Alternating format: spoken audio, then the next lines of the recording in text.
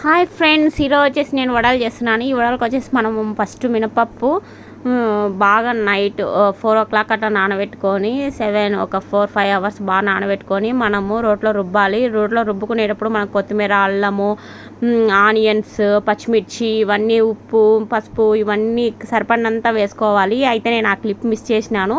ఇలా బాగా రోట్లో రుబ్బుకుంటేనే మనకు వడలు అనేవి చాలా క్రిస్పీగా స్పైసీగా వస్తాయి. మనకు మిక్సీలో వేసిన దానికంటే కూడా రోట్లో రుబ్బుకుంటే వడలు చాలా టేస్టీగా వస్తాయి. ఫస్ట్ అయితే దీనికోసం మనం ఆయిల్ హీట్ చేసేసుకొని కొద్దిగా వడ మాదిరి మనము తట్టుకొని ఆయిల్లో వేసుకోవాలి. చూస్తున్నారు కదా ఫ్రెండ్స్, ఇలా చాలా క్రిస్పీగా మనం ఎంత పతలాగా తట్టుకుంటే అప్పుడు వెంటనే చేసుకుంటే చాలా బాగా వస్తాయి మనకు వడలు. అదేవిధంగా నేను కట్టెల పొయ్యి మీద వడలు చేసి చూపిస్తున్నాను. ఇవి వచ్చేసి అలసంద వడలు. సేమ్ ప్రొసీజర్ వచ్చేసి సేమ్ ఒకేలానే. ఇది పచ్చిమిర్చి, ఆనియన్స్, అల్లము ఇవన్నీ వేసేసుకొని మనం ఉప్పు, పసుపు ఇవన్నీ వేసుకొని బాగా రుబ్బుకొని ఇవైతే చాలా టేస్టీగా వచ్చినాయి, క్రిస్పీగా వచ్చినాయి. కట్టెల పొయ్యి మీద చూడండి, మేము ఊరికి వెళ్ళినప్పుడు మా అత్త వాళ్ళ ఊరి దగ్గర కట్టెల పొయ్యి మీదనే వడలు చేస్తాము. చాలా టేస్టీగా క్రిస్పీగా వచ్చినాయి.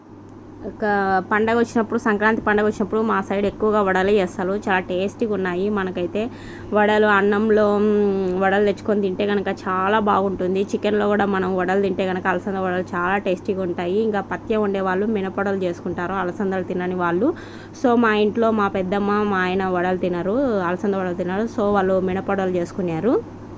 పత్యం ఉన్న వాళ్ళు మినపొడలైనా చేసుకొని తినచ్చు. బాగా క్రిస్పీగా, లావుగా కాకుండా పల్చగా చేసుకొని చాలా క్రిస్పీగా కరకరలాడుతూ ఉంటాయి అవి కూడా. ఇంతవరకు మన ఛానల్ని ఎవరైనా సబ్స్క్రైబ్ చేయని వాళ్ళు ఉంటే ఖచ్చితంగా సబ్స్క్రైబ్ చేయండి. ఈ వీడియో కనుక మీకు నచ్చినట్లయితే లైక్ చేయండి, షేర్ చేయండి, సబ్స్క్రైబ్ చేయండి.